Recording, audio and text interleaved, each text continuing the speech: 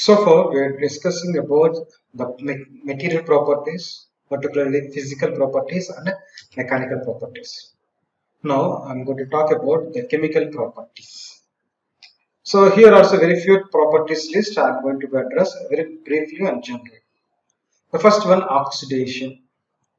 Already you have come these terms earlier. Just I'm trying to reminding that one, which is one of the major topic in your first unit. So try to concentrate these things. Oxidation. So if any substance that which gives electron, we call as it is oxidized. Here also we are talking about in a similar manner, but here our intention, our interest is somewhat different. Some materials are easy to get oxidized. That means the material is react with the oxygen which are presented in the surroundings. So when it is reacts, the oxides layers will form. But the question is that oxide layer formation and all these things are because of the chemical reactions only. But the question will comes, which material are easy to form and which material has difficult to form this oxidation nature. That tells when you know its oxidation property. So that means oxidation is one of the chemical property where the material will react with the oxygen and formation of oxide layer. And here toxicity. Some materials or some chemicals here whenever it is react with some chemical solutions, particularly that solution is easy to damage about the organs or organisms. Those are we called as a toxic in nature. That means the material has some toxicity. Some material has easy to form the oxidation. So like that we are being. The next one, flammability. Here some materials are very easy to burn and ignite. And these things generally we will observe in particularly at the Diwali time, the magnesium material crackers. When you burn those things, it will be burn different colors, it will color combinations. The reason is the magnesium which is presented in them. The magnesium has nature of burning with different colors, easy to burn. Yeah. So that material which has easy to form fire to catch the fires, that property is called flammability. The corrosion. Here also when I mentioned about the oxidation, here also the same thing. The corrosion. Generally what we read about in the earlier topic, corrosion resistance. Like as an example of iron, the iron material when you expose to the seawater or environment, the iron material reacts with the water particles which are present in the environment and forms the iron oxide layer called as a rust. So the rust formation is called as a corrosion. But our materials always require a corrosion resistance. That means the rust formation is not happen. There is a corrosion resistance. But the question is comes here in a chemical property, which materials is formed as a corrosionous. So in the chemical properties, once again I will repeat. So the four properties which I am trying talking here. One is about the oxidation, toxic, and the third one is about flammability, and fourth one is corrosion. So then now we'll go for talk about a different one that is about manufacturing properties. In industries, the materials when they are using, they will ask you what property it has. The one of the property is casting. What do you mean by casting or castability means? The casting products, that means the material we are heated, it will become as a liquid molten state, and this liquid molten state we are poured into a molds and we are giving some time to solidify it. So the first step is heating the material and convert into liquid state, and the liquid state we are poured into a mold and wait for the solidification. That means convert into liquid to solid.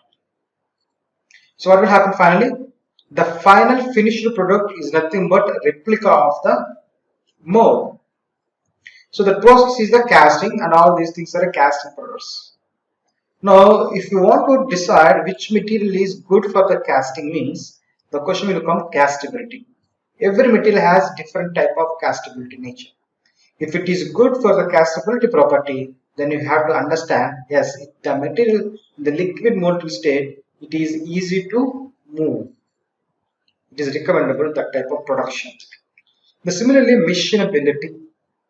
ability machine. So that means some materials are very easy and very good for a metal cutting actions. If say some material I am taken, some material is I have to remove here to maintain prescribed dimensions. I want to cut it otherwise. Whenever you are using in a machine, the machine tool is going to be cut. If it is good machinability property, then it is very easy to cut and make into different sizes and shapes by comfortably. But some materials are very hard, so very difficult to work on. So the question comes here, what about its machinability property? And this castability, machinability comes under the manufacturing property. Keep it in mind. Similarly, like as weldability, the name itself is the weldability. The ability of a material which are good for the welding formation or welding process. All the materials are not possible. Welding is nothing but permanent joint. We are given some type of heat energy. That heat energy is melted in particular localized heat, makes into joint those two metal plates. So this is called general welding. Now here the question comes the weldability. Every material is similarly welded? No. Similar welding is not possible. Similar technique also is not possible. So those are good for the welding operations. Those are called as the weldability properties. Good. So here the next one, electrical property. So far I am completed about chemical, and another one is about mechanical. Chemical properties, and another one is manufacturing properties, about 3. The next one is about the electrical properties. Now here I am dealing, the main field is about electricity, the flow of current. Even though if you don't know anything also, you can generally say the flow of current is one, the resistance is one, direct strength is one. So already these are you studied, just I am trying to remind you. First one is the conductivity. So conductivity is defined as ability to material pass the electrical current. That's it. Conduction nature. The current is flowing means the electrons is flowing means it has a good conductor. The copper is a good conductor, and which is measured in the ohm per meter. Similarly, the resistance is there. Resistance means the name itself is mentioned. They are completely opposite to the conductivity. The flow of electron or the resistive flow of the electron, the resistance, is called as a resistivity, which can measure in ohms or ohmmeters. The next one, thermoelectricity. So here when the terms thermoelectricity, thermo means heat. So here I am talking about the two dissimilar metals joined together and maintain two different junctions and provided two different temperatures. What will happen? So it is nothing but a thermocouple in nature. So here the different type of materials is in place in a decision of this thermocouple nature. So the material is good for thermocouple because it is good for thermoelectricity nature. The next one, temperature coefficient resistance. Temperature coefficient resistance. So when I said about the resistance is there about the flow of current, but that resistance is also affected with the temperatures. So the temperature means the resistance of the material change with the temperature, which is measured per degree centigrade. For example, if one of the material, if I am choosing here from the table column, magnenon, which has 0.00002 per degree centigrade. That means for every degree centigrade, this much of resistance is changing. Every material has some value. And finally, about the electrical property is dielectric strength. Dielectric strength. So this is the ability of a material to withstand high voltages. The high voltages there, generally these materials will be recommended when you particularly about to operate without any damage or without any failure of the systems, which will be measured about kilovolt per centimeter. The dielectric strength is good. That material mostly we are using in the transformers and power stations to transfer the power. So this is about this is it for the electrical properties. And here some table which gives about the dielectric strength for different materials. The material may be air, or maybe glass, mica, or maybe rubber. How much value will be there? So don't think about what I am talking electrical means only electrical, one property, one material. It's not like. For each material, it is possible to address its physical nature, chemical, mechanical, and maybe next one, manufacturing. It may be like as optical. So all these things we have to address. But as per our simplicity, for what application, what is your requirement, those things only we have to try to address. Similarly, the second table is gives about the resistivity of the various materials. Resistivity. The silver has 1.59 into 10 power minus 8 meter. It's much of resistance. The silicon has resistivity is 6.4 into 10 power 2. There is no such a resistivity, it is simply possible. That's why silicon is recommended for the process of the electric powers, electrical pulses. Clear? The next one, the last category of the material properties, that is about optical property. So the name itself is mentioned about the optic. So optical property of material is nothing but interaction of the electromagnetic radiation, that is in the visible form. So if you observe the electromagnetic wave from this diagram, which are available in different forms, the radio waves, microwaves, infrared waves, visible waves. Visible waves means those waves which you can see. And what are the other things, radio, microwave, these are not visible to us.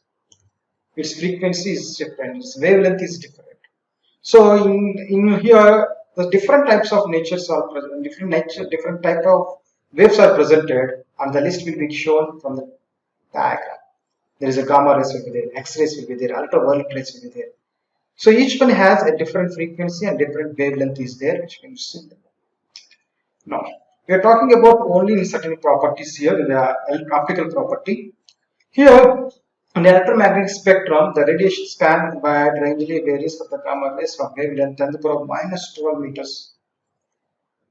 So that means it is about from X-rays, ultraviolet and visible infrared, and finally the radio waves. And for the radio waves, it has 10 to the power 5 meters of wavelength. Now, when you observe, this is one of the point, just for importance point of view, the range about the wavelength for the visible, it is for 0.39 to 0.77 micrometers. So here the main thing is the light can be considered having a waves and causing the particles. We know that one is called as photons. So here the three things when the light rays are going to be contact about the material. One is about possibility of occurring about the either transparent or a translucent or maybe opaque. So the three possibility, already you know that these things, just I am simply very clearly under. If a material is possible to allow those light rays through the material, called as it has a good transparent property. Translucent means it allows the rays, but only partially rays only goes out. Some part of partial is goes out. That is called translucent. Opaque means it is not possible to go. Like as a brick is just showing here, the brick which was resist about the flow of light. There is no light can transfer inside of the material. So those are opaque. So these three are also properties. So here I'm small exercise I'm giving to you. This geography which is showing about here opaque and other one is about translucent and transparent. The questions may be here. What is the examples for that one? So from this understanding of this, what are the geography diagram, from the diagram, what to understand from that one. So try to give about this, the examples.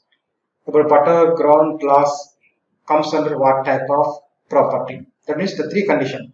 This may be opaque or translucent or transparent. So for this example, like as wooden door is there, wall is there, which comes under what category? The BBT is there, water and clear gas comes under what properties? So these are the, not only three properties, some other properties we'll try to talk now. One is absorbability. The name itself is absorb. So here the materials which has light can absorb inside of the material. So how much amount it will be falling? The same amount, almost same amount you try to absorb on the material or incident on the material is called absorbability nature. Transmitting, the name itself mentioned transfer. So simply about the reflection of the light rays to the other side. It's called transmitting. The next one is a reflection.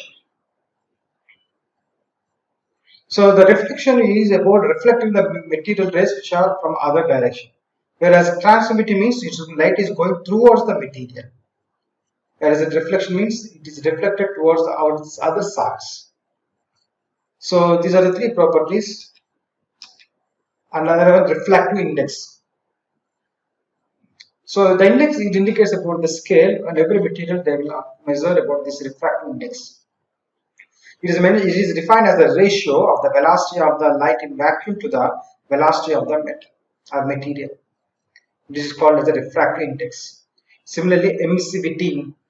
It describes how much light is radiated or emitted from the material in relation to the material radiated by the black body.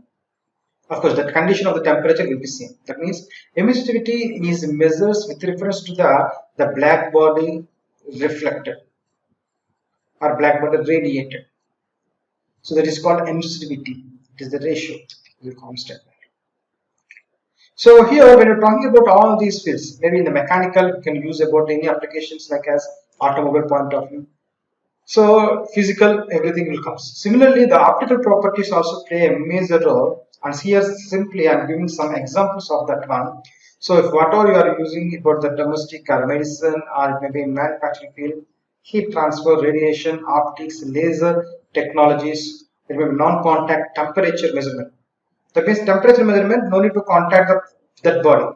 Even if you have this light absorbing properties or materials, with help of that one, we are measuring what is its temperatures. Right? Pyrometers is one of the tool device which can measure the temperatures, very high temperatures. So glasses in the building, cars. So all these applications, these optical properties are going to play a major role. Now, so once we clear, I'm just giving an idea about engineering materials. Already you are familiar about what is that engineering material classification, about the metals and non-metals, ferrous and non-ferrous group, these things. But what I want to try to mention here, every material there is a possibility to think about its property. The property, it may be a physical, mechanical property, or it may be a chemical property, or electrical property, or it may be optical properties. Of course, manufacturing also comes. Not only this, any some other goal will be there.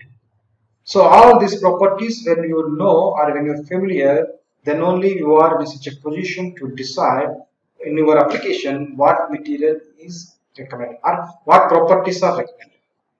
So once you, as per your application, once you decide these properties are required, then any material if you select, the material property you just compare this one, then you can decide whether it is suitable to you or your application or not. This is the way how the engineers will be working.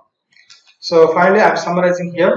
So far, I'm talking about the engineering material property and more particularly what are the points to selection and the materials. The point to selection means the material cost, availability, and its service. The next one about the study the material properties. Already mentioned all these different fields of the material property study and some applications about I simply address about the optical properties. This is it for today. Before I'm closing that one, small quiz is there. You try to note down these questions and try to get it. Which of the following properties describe the part of the subject shock and impact law? What is the property name? The second bit, ductile of a material can be defined. So the ABC, one is the right answer. You just identify what is the right answer. The toughness of a material dash when it is heated, either increase or decrease or remain same. What is that? Similarly, the next two questions are there. To protect a material from corrosion,ness what you will do? And among the bakelite, rubber and paper, which is the highest direct scale. So these are the questions which I was covered from the lecture. Try to listen once again and try to answer these questions. And the sixth one, distinguish the metal and non-metal based on the property. So here some materials properties was given, which are comes under metal, which are comes under non-metal. Try to do some exercise on this one. Similarly, the seventh bit is there, column A and column B for the matching purpose. Try to match word, what is that one? Related to which application. Okay. So that's it for today. Thanks for listening. Thanks for your patience.